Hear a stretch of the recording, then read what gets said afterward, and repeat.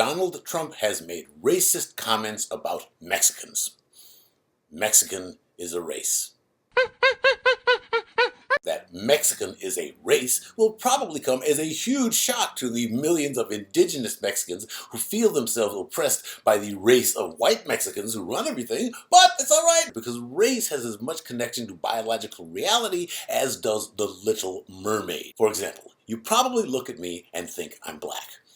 No, you don't. You know that this color is brown. We've just been enculturated to look at people with brown skin and think of them as part of the black race. Similarly, if you saw somebody walking down the street with skin that was actually white, you would run like hell. In the early 20th century, the National Geographic Society identified no less than 11 races of white people in Europe. And that's not including the 7 sub-races of white people in Europe they also identified. Barack Obama is called the first black president. But his mama don't look like no Negro to me. As far as I'm concerned, if Obama wants to come to my Kwanzaa party, he will need an escort.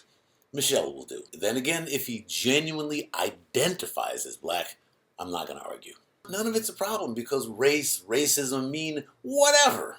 In France, there are no black people. The government is officially colorblind. French politicians define racism as the act of classing individuals by virtue of superficial physical characteristics like skin color.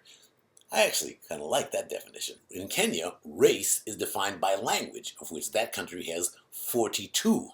In neighboring Tanzania, they have 120 linguistic races. But you might disagree. Race is not language. I'm not going to argue with you. Fine, they're all Tanzanians. Good. If you are selling Mexican as a race, I'm buying it. Never mind the historical, linguistic, and phenotypic differences between Mexican citizens. It's a race. They're all una raza. All I know for certain is that if you don't agree with everything I say in this video, you are a racist.